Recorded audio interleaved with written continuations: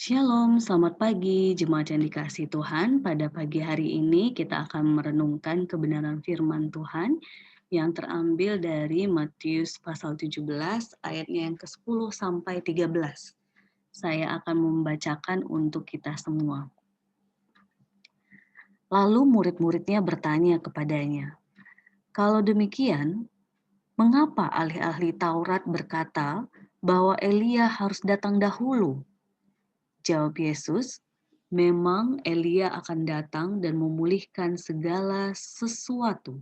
Dan aku berkata kepadamu, Elia sudah datang. Tetapi orang tidak mengenal dia dan memperlakukannya menurut kehendak mereka.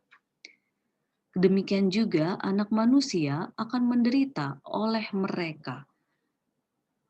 Pada waktu itu mengertilah murid-murid Yesus bahwa ia berbicara tentang Yohanes Pembaptis. Jemaat yang dikasihi Tuhan, pembacaan kita hari ini masih mengungkit tentang Yohanes Pembaptis dan ada Elia yang sebenarnya beberapa kali muncul dalam pembacaan kita di renungan beberapa hari yang lalu juga gitu ya. Mungkin di kepala kita Bapak Ibu terkasih bertanya-tanya kenapa Elia ini selalu dikaitkan dengan Yohanes Pembaptis. Satu hal yang harus kita tahu Bapak Ibu terkasih bahwa Elia pada masanya ia adalah salah satu nabi terbesar dari kerajaan utara Israel yang pada saat itu pemerintahan Raja Ahab dan permaisurinya yang jahat yaitu Izabel yang menyembah ilah Baal dan telah menyuruh agar nabi-nabi Israel dibunuh.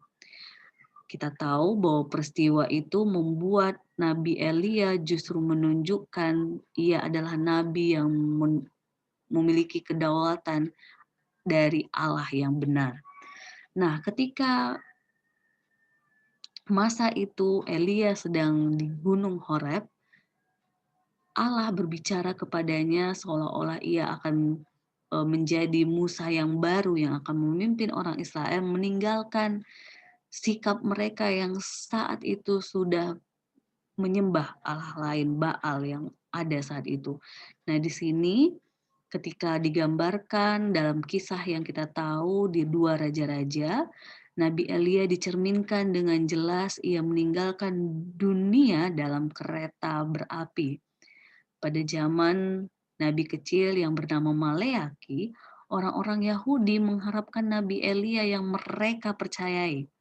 Sampai konteks zaman Yesus, orang Yahudi ini percaya dia tidak mati dan akan datang kembali ke bumi sebagai pembuka jalan untuk Mesias. Jadi kita dapat poinnya ya Bapak Ibu terkasih bahwa kenapa konteks zaman Yesus selalu dikaitkan dengan Elia yang mereka akhirnya tidak sadar bahwa Elia yang mereka nanti itu adalah sesungguhnya wujud realitanya di zaman Yesus adalah Yohanes Pembaptis. Dan ini semakin diteguhkan ketika kita lihat di pasal 17 di ayatnya yang awal 1 sampai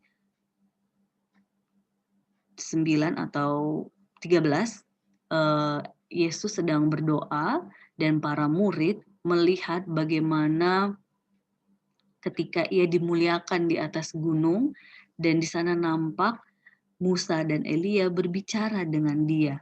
Artinya, disinilah bahwa konteks ketika dikatakan Elia akan datang, itu bukan secara harafiah. Dia muncul tiba-tiba, tetapi itu di dalam rangkaian rencana Allah melalui Yohanes Pembaptis. Sehingga ketika murid bertanya dan tadi Yesus menjawab, disitulah mereka paham siapa yang dimaksud dengan orang yang dianggap sudah datang, Elia sudah datang, yaitu Yohanes Pembaptis.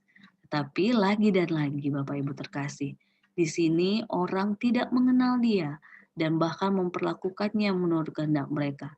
Dan Yesus menegaskan demikian juga anak manusia pun akan menderita karena mereka. Artinya jemaat yang dikasihi Tuhan masih ada terus dari zaman ke zaman orang-orang yang lagi dan lagi tidak peka dan tidak membuka hati untuk seruan yang disampaikan oleh utusan Allah dalam kehidupan kita. Dan selalu biasanya seruan dari utusan-utusan Allah itu adalah seruan kita mengalami pertobatan. Kenapa? Karena ini yang menjadi kunci ketika kita berbicara kebenaran, kabar baik, Injil. Di situ sebenarnya sedang berbicara tentang pertobatan. Kalau kita tidak mengalami pertobatan, maka kita tidak akan bisa menerima, membuka hati dan pikiran atas berita baik, kabar baik itu.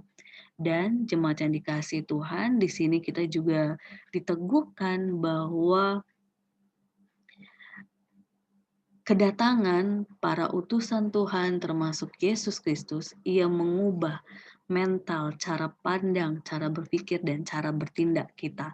Karena ketika kita benar-benar sudah membuka hati dan pikiran, kita akan menjadi seorang yang berjalan dalam terang kasih Tuhan, seorang yang berjalan dalam kehidupan kita yang benar-benar berjaga-jaga dan berusaha melakukan apa yang menjadi kehendak-Nya.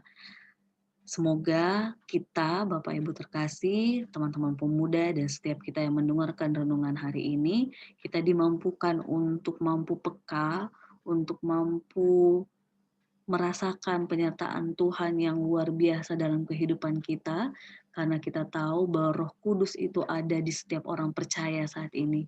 Maka dalam setiap diri kita ada Allah yang sedang bekerja melalui pimpinan Roh Kudus-Nya. Untuk itu, mari kita terus saling mendukung, saling mengingatkan, saling menopang, agar apapun yang kita lakukan itu dapat berjalan seturut dengan kehendak Tuhan dan untuk memuliakan nama Tuhan. Tuhan Yesus memberkati.